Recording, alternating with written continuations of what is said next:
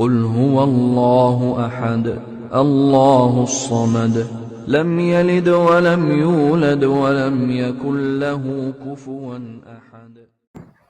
إن الحمد لله نحمده ونستعينه ونستغفره ونؤمن به ونتوكل عليه ونعوذ بالله من شرور أنفسنا ومن سيئات أعمالنا. من يهده الله فلا مضل له ومن يضلل فلا هادي له.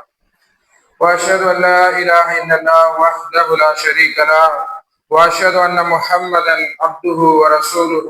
أما بعد فقد قال الله تعالى: يا أيها الذين آمنوا اتقوا الله حق تقاته ولا تموتن إلا وأنتم مسلمون. وقال الله تعالى في آية أخرى: يا أيها الناس اتقوا ربكم الذي خلقكم من نفس واحدة وخلق منها زوجها وبث منهما رجالا كثيرا ونساء واتقوا الله الذي تساءلون به والأرحام إن الله كان عليكم رقيبا. وقال الله تعالى في آية أخرى: يا أيها الذين آمنوا اتقوا الله وقولوا قولا سديدا يصلح لكم أعمالكم ويغفر لكم ذنوبكم ومن يطع الله ورسوله فقد فاز فوزا عظيما. وقال نبينا صلى الله عليه وسلم: اللهم صل على محمد وعلى آل محمد كما صليت على إبراهيم وعلى آل إبراهيم إنك حميد مجيد. اللهم بارك على محمد وعلى آل محمد كما باركت على إبراهيم وعلى آل إبراهيم إنك حميد مجيد. رب اشرح لي صدري ويسر لي أمري واحلل عقدة من لساني يفقهوا قولي.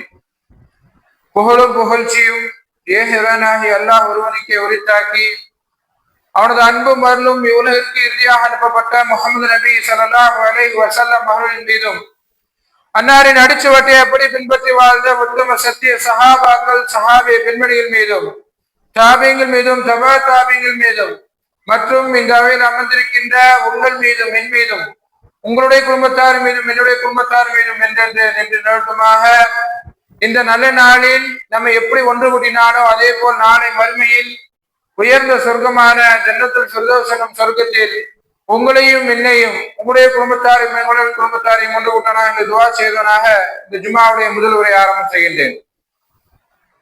அன்பார்ந்த சகோதர சகோதரிகளே, இன்று நாம் வாழக்கூடிய பகுதிகளாக இருக்கட்டும், மற்ற இடங்களிலாக இருக்கட்டும், மற்ற நாடுகளிலாக இருக்கட்டும், முஸ்லிம்கள் சந்திக்கின்ற பல பிரச்சனைகள், பல இன்னல்கள், பல குழப்பங்களை நாம் என்ன செய்கிறோம், பார்த்து வருகிறோம். இன்றைக்கு முஸ்லிம்கள் என்ன செய்யறாங்க, பல பிரச்சனைகள் என்ன செய்கிறார்கள், சந்தித்துக் கொண்டிருக்கிறார்கள். அதெல்லாம் நாம் என்ன செய்கிறோம், கண்கூடாக பார்க்கிறோம். சமூக வலைதளங்கள் என்ன செய்கிறோம், பார்த்து வருகிறோம். அல்லாஹ் சுப்ஹானஹு வ தஆலா எப்படிப்பட்டவன் என்று சொன்னால், அவன் கருணையாளனுக்கெல்லாம் கருணையாளன், மன்னிப்பவன், மன்னிப்பை விரும்பக்கூடியவன் அல்லாஹ் சுப்ஹானஹு வ தஆலா. அப்படிப்பட்ட அல்லாஹ் சுப்ஹானஹு வ தஆலா தன்னுடைய திருமறையில சொல்லும் பொழுது, மா யஃஅலுல்லாஹு பிஆதாபிக்கும் இன் ஷக்கர்தும் வ ஆமன்தும் வ கானல்லாஹு ஷாக்கிரன் அலீமா. அல்லாஹ் என்ன சொல்லி காட்டுகிறான், நீங்கள் அல்லாஹ்வுக்கு நன்றி செலுத்திக் கொண்டும் ஈமான் கொண்டும் இருந்தால் உங்களை சோதனை செய்வதில் அல்லாஹ்வுக்கு என்ன லாபம்? அல்லாஹ் என்ன கேட்கிறான், நீங்கள் அல்லாஹ்வுக்கு நன்றி செலுத்திக் கொண்டு இருந்து அல்லாஹ்வை முழுமையா ஈமான் கொண்டு இருந்தீங்கன்னு சொன்னா உங்களை ஏன் அல்லாஹ் சோதனை செய்ய போகிறான்? இன்றைக்கு பாருங்கள், பல முஸ்லிம்கள் பல நாடுகளிலும் சரி, நாம் சுற்றி வாழக்கூடிய பகுதிகளாக இருந்தாலும் சரி, முஸ்லிம் என்ன செய்யறாங்க, பல பிரச்சனைகளையும் பல சோதனைகளையும் என்ன செஞ்சிட்டு இருக்கிறாங்க, இப்ப சந்தித்துக் கொண்டிருக்கிறார்கள். இந்த சோதனையை அல்லாஹ் தான் கொடுக்கிறான். அல்லாஹ் சுப்ஹானஹு என்ன கேட்கிறான், நீ அல்லாஹ்வுக்கு நன்றி செலுத்திக்கிட்டு இருந்தேன்னு சொன்னா, அல்லாஹ்வை முழுமையா ஈமான் கொண்டிருந்தேன்னு சொன்னா உன்னை சோதிப்பதில் அல்லாஹ்வுக்கு எந்த ஒரு லாபமும் கிடையாது, அல்லாஹ்வுக்கு விருப்பம் கிடையாது. தன்னுடைய அடியார்களை சோதனை செய்ய வேண்டும், தன்னுடைய அடியார்களை நோவினை செய்ய வேண்டும் என்று அல்லாஹ்வுக்கு துளி கூட விருப்பம் கிடையாது. அல்லாஹ் என்ன விரும்புகிறார், என்னுடைய அடியார்கள் என்ன செய்ய வேண்டும், சொர்க்கத்திற்குள் நுழைய வேண்டும். என்னுடைய அடியார்கள் நல்லவர்களின் மூலமாக அவர்கள் எங்க நுழைய வேண்டும், சொர்க்கத்திற்குள் நுழைய வேண்டும் என்றுதான் நம்முடைய இறைவன் என்ன செய்கிறான், ஆசைப்படுகிறான். மாறாக நம்மளை தண்டிக்க வேண்டும், நம்மளை சோதனைக்குள்ளாக்க வேண்டும் என்று இறைவன் ஒருபோதும் விரும்ப மாட்டான். அதான் அல்லாஹ் சொல்றான், உங்களை சோதனைக்குள்ளாக்குவதில் இறைவனுக்கு என்ன லாபம்? இந்த வசனம் ஒரு மிகப்பெரிய வரலாற்று சம்பவத்துக்கு பிறகு இறக்கப்பட்ட வசனம். அல்லாஹ்வுடைய தூதர் ஸல்லல்லாஹு அலைஹி வஸல்லம் அவர்கள் என்ன செய்யறாங்க, மக்காவிலிருந்து மதீனாவுக்கு போறாங்க. மக்காவிலையும் ரசூல் ஸல்லல்லாஹு அலைஹி வஸல்லம் என்ன செய்யறாங்க, சோதனைக்குள்ளானாங்க. மக்காவில ஏற்பட்ட சோதனைகள் வேறு, மதீனாவுக்கு வந்ததுக்கு பிறகு ரசூல் ஸல்லல்லாஹு அலைஹி வஸல்லம் என்ன செய்யுது, சோதனை ஏற்படுது, பல இன்னல்கள் ஏற்படுது. நபிகள் நாயகம் ஸல்லல்லாஹு அலைஹி வஸல்லம் அவர்களுக்கு மட்டும் கிடையாது, நபிகளோடு ஈமான் கொண்ட சஹாபாக்களுக்கும் பல பிரச்சனைகளும் பல இழப்புகளும் என்ன செய்து ஏற்படுகிறது. யாருக்கு? நபிகளாருக்கும் சரி சஹாபாக்களுக்கும் சரி பல என்ன செய்து பல பிரச்சனைகளும் பல இன்னல்களும் என்ன செய்து ஏற்படுது. இது எதை குறிக்குது என்று சொன்னால், இதை எதை உணர்த்துது என்று சொன்னால், அல்லாஹ் பாடம் போட்டுகிறான். யாருக்கு? நபிகளுக்கும் சஹாபாக்களும் என்ன செய்யறான், பாடம் போட்டு இந்த வசனத்தை இறக்கி பாடம் போட்டுகிறார். உங்களுடைய அமல்களில் குறை இருந்துச்சு சொன்னா, நீங்கள் செய்யக்கூடிய அமல்களில் குறை ஏற்பட்டு சொன்னா, உங்களை என்ன செய்வேன், எதிரிகளின் மூலமாக உங்களுக்கு வேதனை அளிப்பேன், எதிரிகளை கொண்டு உங்களுக்கு பயத்தை கொடுப்பேன் என்று அல்லாஹ் என்ன செய்யறான், இந்த வசனத்தை இறக்கி பாடம் புகட்டுகிறான். எதன் காரணமாக? உங்களுடைய ஈமான்ல குறை ஏற்பட்டுச்சு சொன்னா, நீங்கள் செய்யக்கூடிய அமல்களில் குறை ஏற்பட்டுன்னு சொன்னா, நான் என்ன செய்வேன், எதிரிகளை கொண்டு உங்களை பயமுறுத்துவேன், எதிரிகளை கொண்டு என்ன செய்வேன், உங்களை வேதனை அளிப்பேன் என்று அல்லாஹ் சொன்ன வசனத்தை இறக்கி என்ன செய்கிறார், அவர்களுக்கு பாடம் போட்டுகிறார். இந்த வசனம் எல்லா முஸ்லிமுக்கும் எல்லா முஃமினுக்கும் என்ன செய்து சொல்லப்படக்கூடிய ஒரு வசனம். அப்போ நாம் அல்லாஹ்வுக்கு நன்றி செலுத்திக் கொண்டு இருந்தோம் என்று சொன்னால், அல்லாஹ்வுக்கு நன்றி உள்ள அடியார்களாக இருந்தோம் என்று சொன்னால், அதே மாதிரி அல்லாஹ்வுடைய சட்ட திட்டத்தை பின்பற்றி வாழ்ந்தோம் என்று சொன்னால், அல்லாஹ் ஏன் நம்ம மீது எதிரியை சாட்ட போகிறான்? அல்லாஹ் ஏன் நம் மீது எதிரியை சாட்ட போகிறான்? இன்னைக்கு பாருங்கள், பல இடத்துல அல்லாஹ் சொல்லி காட்டுகிறான். பாருங்கள்,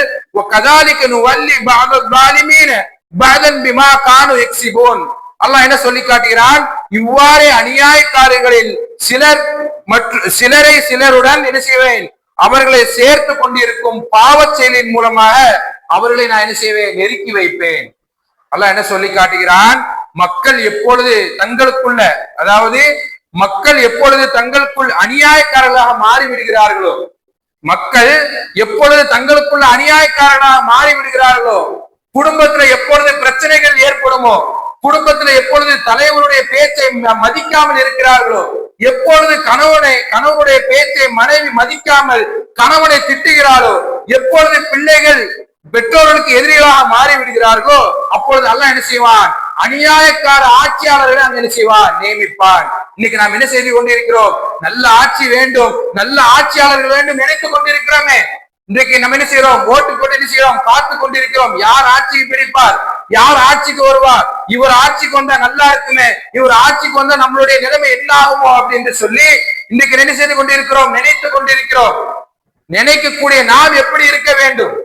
இன்றைக்கு மக்கள் தங்களுக்குள்ள என்ன செய்ய கொண்டிருக்கிறார்கள், பொறாமைப்பட்டு கொண்டிருக்கிறார்கள், புறம் பேசிக் கொண்டிருக்கிறார்கள். அதே மாதிரி வீட்டுல குடும்ப தலைவருடைய பேச்சை கேட்காமல் மதிக்காமல் என்ன செய்து கொண்டிருக்கிறார்கள், இருந்து கொண்டிருக்கிறார்கள்.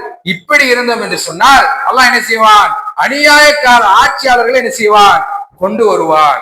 அநியாயக்கார ஆட்சிகளை கொண்டு வந்து நம் மீது என்ன செய்வான், திணிப்பான். நாம் மறந்து விடக்கூடாது, அநியாயக்கார ஆட்சி என்பது அல்லாஹ்வுடைய சோதனை என்று. அநியாயக்கார ஆட்சி என்னது, நம் மீது ஏற்பட்ட ஒரு சோதனை. இது எதன் காரணமாக அநியாயக்கார ஆட்சி வருது? அநியாயக்கார ஆட்சியாளர் எதற்கு நம் மீது திணிக்கப்படுது? நம்மால் தான். நம் செய்யக்கூடிய அமல்களில் குறைபாடு ஏற்பட்டதின் காரணமாகத்தான் அல்லாஹ் என்ன செய்யறான், அநியாயக்கார ஆட்சியாளர்கள் நம் மீது என்ன செய்யறான், ஏற்படுத்துகிறான். அநியாயக்கார ஆட்சிகளை எதற்கு ஏற்படுத்துகிறார்? நம்முடைய அமலில் குறை ஏற்பட்டதின் காரணமாக, நம்முடைய ஈமானில் பலகீனம் ஏற்பட்டதின் காரணமாக அல்லாஹ் என்ன செய்கிறான், அநியாயக்கார ஆட்சியாளர்கள் என்ன செய்கிறான், ஏற்படுத்துகிறார்.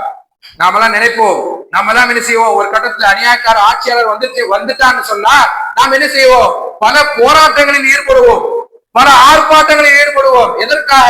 இந்த ஆட்சியாளர் வேண்டாம், இந்த ஆட்சியாளரை பணியிட நீக்கம் செய்ய வேண்டும், இவர் வந்தா என்ன செய்வாரு, நம்மளுக்கு நல்லது செய்ய மாட்டாரு என்று பல போராட்டங்களிலும் பல ஆர்ப்பாட்டங்களிலும் என்ன செய்வோம், ஈடுபடுவோம். ஆனால் நாம் ஒரு கணக்கு போட்டு ஆர்ப்பாட்டத்தில் ஈடுபட்டோம் என்று சொன்னால் அல்லாஹ் நமக்கு மேல ஒரு கணக்கு போடுவான். அல்லாஹ் நமக்கு மேல் ஒரு கணக்கு போடுவான். நீ என்னத்த ஆர்ப்பாட்டத்தை செஞ்சாலும் சரி, நீ என்ன போராட்டத்தை செஞ்சாலும் சரி, நம்ம என்ன செய்ய முடியாது, அந்த அநியாயக்கார ஆட்சியாளர்களை நீக்க முடியாது.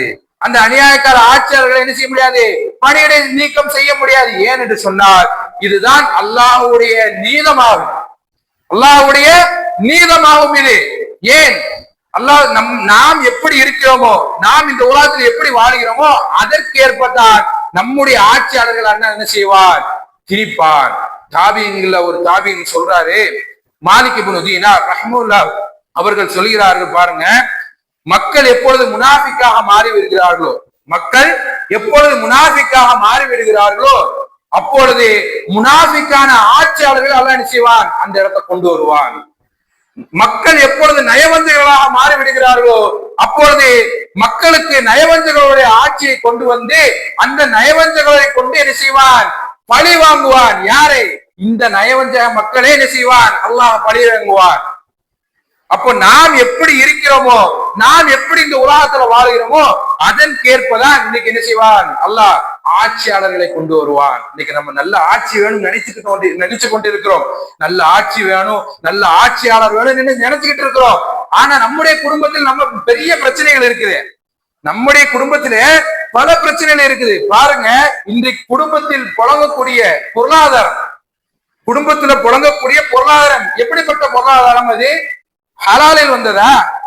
இன்றைக்கு நிறைய குடும்ப தலைவர்கள் எப்படி பார்க்கிறார் என்று சொன்னால், நான் சம்பாதிக்கத்தான் செய்யறேன், அதிகமான லாபம் வர மாட்டேங்குது, என்ன செய்யலாம்? அப்போ ஒரு சொல்றாரு, ஹராம்ல சம்பாதிப்போம், ஹராம்ல சம்பாதிப்போம், அப்பதான் லாபம் நிறைய வரும். இன்றைக்கு ஹராம் ஹலாலாக பார்க்கப்படுகிறது, ஹலால் ஹராமாக பார்க்கப்படுகிறது. வியாபாரத்தில் இன்றைக்கு அதிகமாக லாபம் வர மாட்டேங்குது, அதிகமாக என்ன செய்ய மாட்டேங்குது, பொருளாதாரம் கையில கிடைக்க மாட்டேங்குது. அப்ப என்ன செய், தவறான வழியில வியாபாரம் செய், ஹராமான வியாபாரம் செய். ஹராமான பொருளாதாரத்தை நீங்க என்ன செய்து கொண்டிருக்கிறார்கள், மக்கள் தீட்டிக் கொண்டிருக்கிறார்கள். அப்போ அல்லாஹ் எப்படி ஆட்சியாளர்களை கொண்டு வருவான்?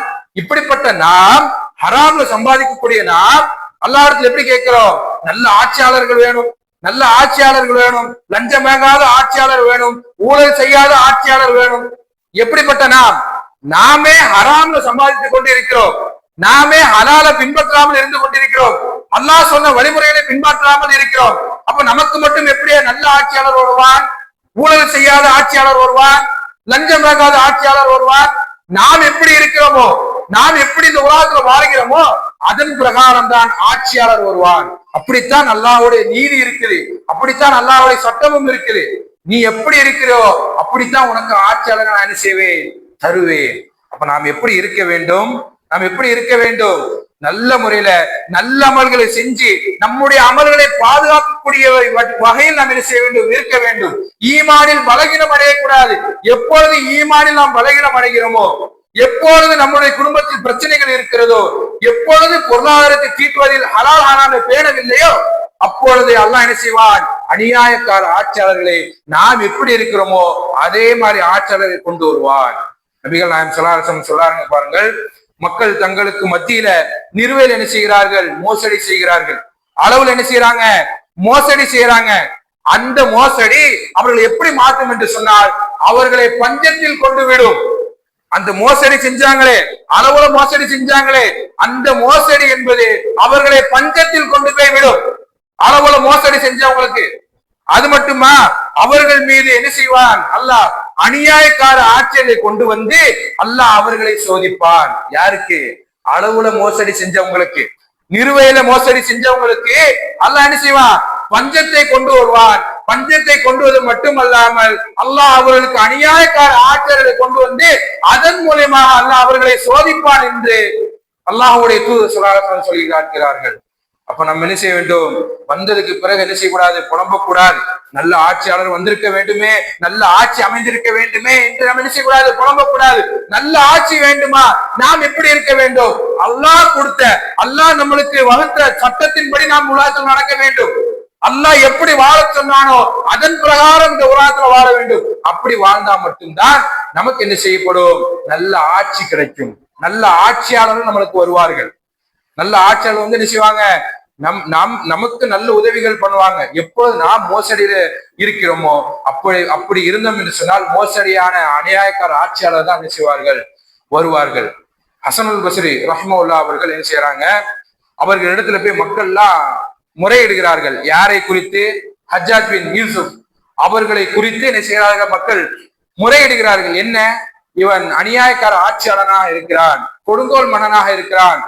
நாம் எல்லாம் அந்த வரலாற்று சம்பவத்தை படித்தோம் என்று சொன்னால், ஹஜ்ஜாஜ் பின் யூசுப் அவருடைய வரலாற்று சம்பவத்தை நாம் படித்தோம் என்று சொன்னால் நமக்கு ஏற்பட்ட சோதனையே கிடையாது நினைப்போம். நமக்கு ஏற்படக்கூடிய அதாபே கிடையாது. அவர்கள் அவ்வளவு கஷ்டப்பட்டார்கள் அவருடைய ஆட்சி காலத்துல. சும்மா பார்த்தாலே என்ன செய்வான், வெட்டியிரு கொன்று விடுவான். அப்படிப்பட்ட ஆட்சி தான் ஹஜ்ஜாஜ் பின் யூசுஃபுடைய ஆட்சி. அந்த ஆட்சி ரொம்ப கொடுங்கோலான ஆட்சி. அந்த ஆட்சியை குறித்து மக்கள் என்ன செய்கிறார்கள், ஹசனுல் பஸ்ரி ரஹ்மத்துல்லாஹி போய் என்ன செய்கிறார்கள், முறையிடுகிறார்கள். ரொம்ப மோசமா இருக்குது ஆட்சி, ரொம்ப கொடுங்கோலான மன்னனாக இருக்கிறான் அப்படின்னு சொல்லி அவர்கிட்ட போய் முறையிடும் பொழுது அவர் சொல்லுகிறார், நீங்க என்ன செய்யுங்க, போராட்டத்துக்கு எல்லாம் ஈடுபடாதீங்க. போராட்டம் பண்ணாலாம் இந்த ஆட்சியை கலைக்க முடியாது, ஆர்ப்பாட்டத்துல கலந்தாலாம் இந்த ஆட்சியை கலைக்க முடியாது. மாறாக நீங்க என்ன பண்ணணும் தெரியுமா, ஹசனுல் பஸ்ரி ரஹ்மத்துல்லாஹி அவர்கள் அவர்களுக்கு மட்டுமல்ல உலா மக்கள் அனைவருக்கும் அழகான ஒரு வார்த்தையை கற்றுக் கொடுத்தார்கள். என்ன வார்த்தை என்று சொன்னால், அல்லாவுக்கு கீழ்படியுங்கள், அல்லாவுக்கு மன்றாடுங்கள், அல்லாவிடத்தில் மன்றாடி துஆ செய்யுங்கள் என்று அழகான முறையில் அந்த மக்களுக்கு சொல்லிக் கொடுத்தார்கள்.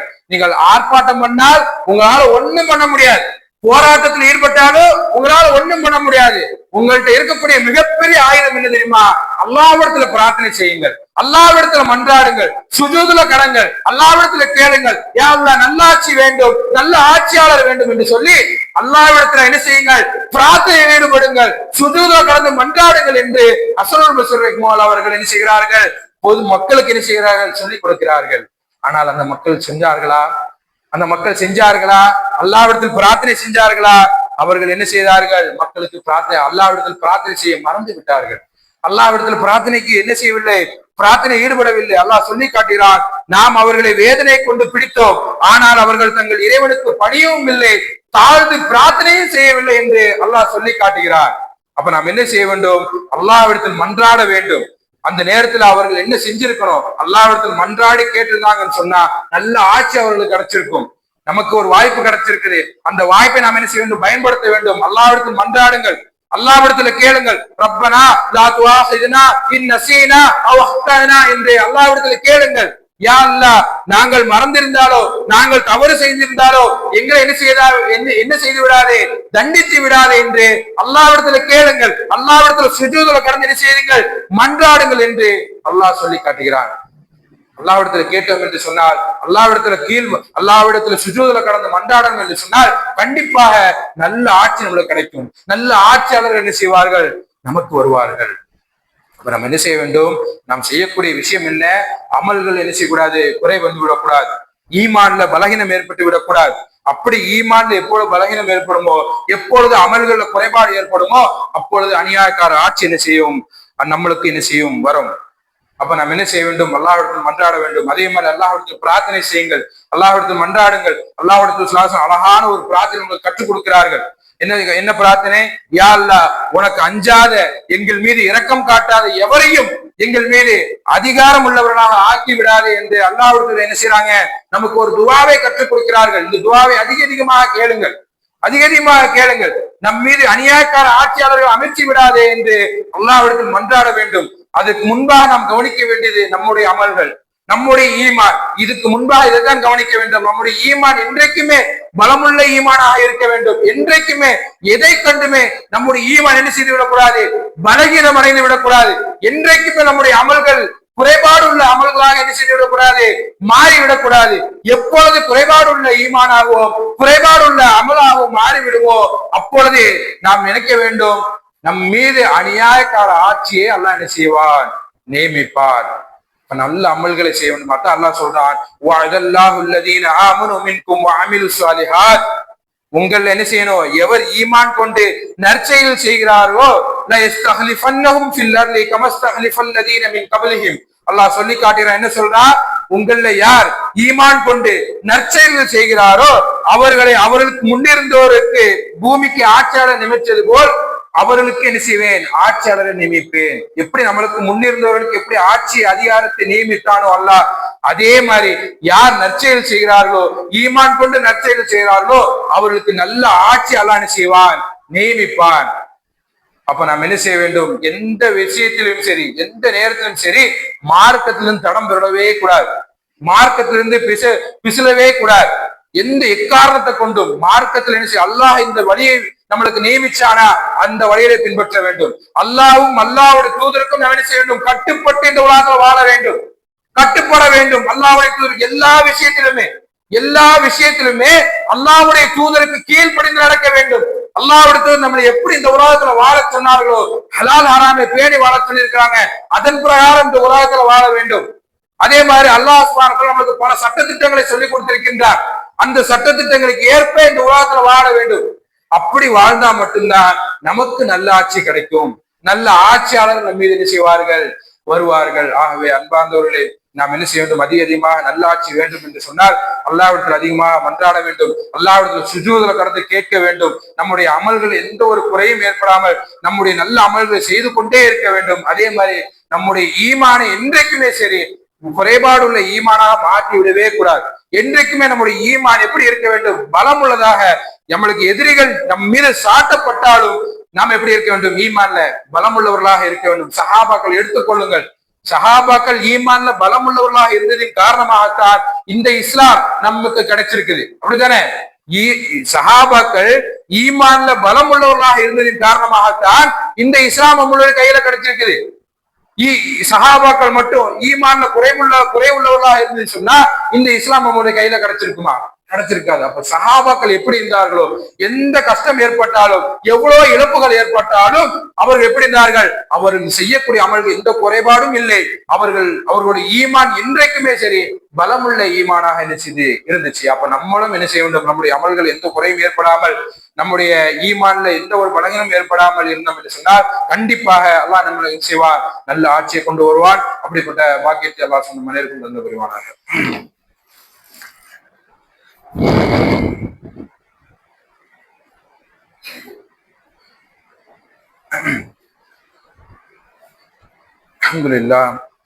அல்ஹம்துலில்லாஹ் வஸ்ஸலாத்து வஸ்ஸலாமு அலா ரசூலில்லாஹ் வ அலா ஆலிஹி வ ஸஹ்பிஹி வ மன் வலா. அன்பார்ந்த சகோதர சகோதரிகளே, ஜும்மாவுடைய முதல் உரையில் நல்லாட்சி வேண்டும் என்று சொன்னால், நல்ல ஆட்சியாளர்கள் வேண்டும் என்று சொன்னால் நம்முடைய அமல்கள் எந்த ஒரு குறைபாடும் இருக்கக்கூடாது, நம்முடைய ஈமான் பலமுள்ள ஈமானாக இருக்க வேண்டும் என்பதை பற்றி பார்த்தோம். அன்பார்ந்த சகோதர சகோதரிகளே, இன்றைய தினம் மே 1 உழவர் தினம். அப்படித்தானே? அல்லாஹ் நம்முடைய இஸ்லாமுடைய பார்வையில் உழவர்களை பற்றி சொல்லும் பொழுது அல்லாஹ்வுடைய தூதர் சொல்றாங்க, புகாரில பதிவு செய்யப்பட்ட ஒரு ஹதீஸ், உங்களுள்ள ஒருவன் கயிற்றை எடுத்துக்கொண்டு தன்னுடைய முதுகில விறகு கட்டை சுமற்றி விற்று வாழ்வது பிறரிடம் யாசம் கேட்பதை விட சிறந்தது என்று அல்லாஹ்வுடைய தூதர் சொல்லியிருக்கிறாங்க. இது உழைப்பை பற்றி அல்லாஹ்வுடைய செய்றாங்க, சொல்லி காட்டுகிறார்கள். ஒருவன் உழைத்து உண்ண வேண்டும், உழைத்து என்ன செய்ய வேண்டும், சாப்பிட வேண்டும் என்று அல்லாஹ்வுடைய தூதர் என்ன செய்யறாங்க, நம்மளுக்கு வலியுறுத்தி சொல்கிறார்கள்.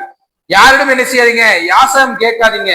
யாசகம் கேட்பது என்பது என்னது, ஒரு சிறந்த ஒரு விஷயம், நடைமுறை கிடையாது. யாசகம் கேட்பதே இஸ்லாம் உண்மையாக கண்டிக்கிறது.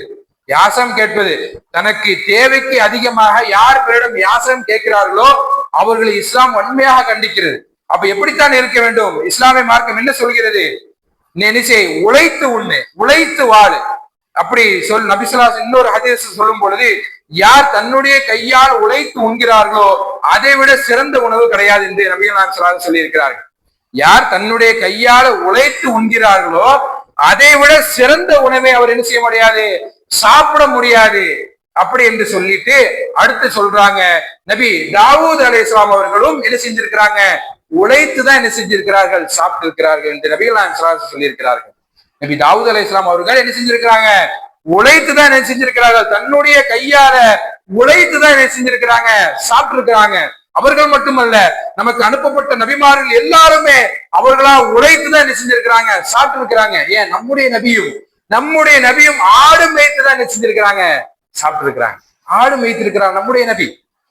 அப்ப நம்ம என்ன செய்ய வேண்டும், உழைத்து உண்ண வேண்டும். இந்த இஸ்லாமிய மார்க்கம் என்ன செய்யுது, உழைப்பதற்கு ஊக்கத்துவம் கொடுக்குது. அப்போ உழைங்க, உழைச்சி சாப்பிடுங்க என்று சொல்லி இஸ்லாம் நம்மளுக்கு என்ன செய்யுது, சொல்லிக் கொடுக்கிறது.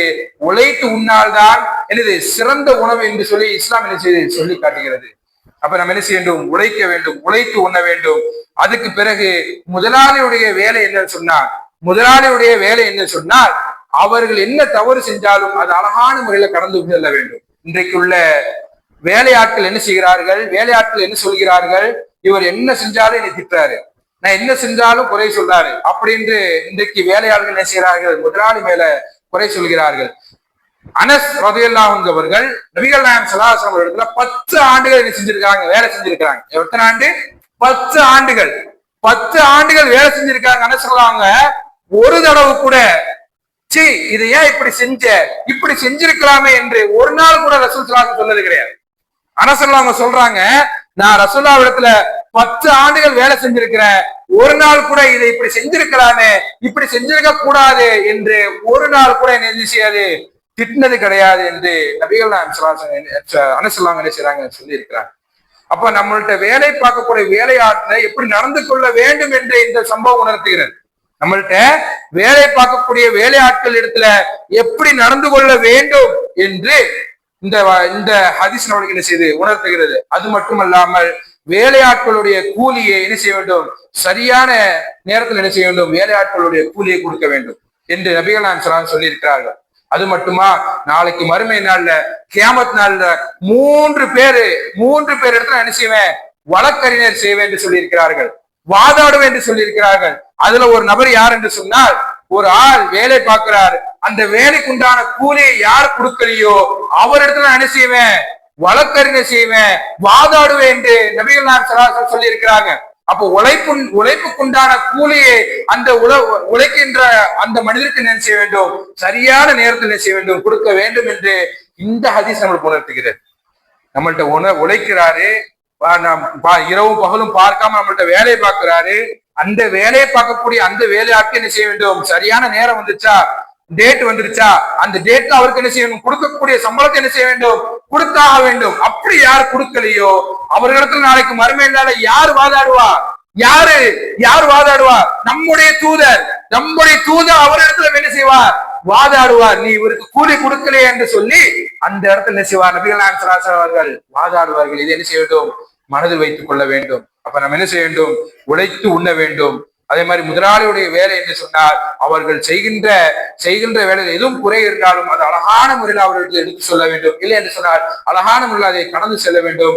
ரனசுல்லா அவங்க 10 ஆண்டுகள் வேலை செஞ்சோம், ஒருக்கு கூட சீ என்று கூட சொன்னது கிடையாது. இதை இப்படி செஞ்சிருக்கலாமே, இது இப்படி செஞ்சிருக்க கூடாது என்று ஒரு நாள் கூட நபிகள் நாயகம் ஸல்லல்லாஹு அலைஹி வஸல்லம் செய்து கிடையாது, சொன்னது கிடையாது என்று சொல்லி அனசல்லாங்க என்ன செய்யறாங்க சொல்லி இருக்கிறாங்க. அதே மாதிரி உழைப்புக்குண்டான கூலியை அந்த மனிதருக்கு என்ன செய்ய வேண்டும், கொடுத்தாக வேண்டும். ஆகவே அன்பார்ந்த சகோதர சகோதரிகளே, இன்றைக்கு எதெல்லாம் கேட்டோமோ அதன் பிரகாரம் வாழ்க்கை அமைத்துக் கொள்ளக்கூடிய பாக்கியத்தை அல்லாஹ் சுப்ஹானஹு மனிதருக்கும் தந்தல் புரிவானாக.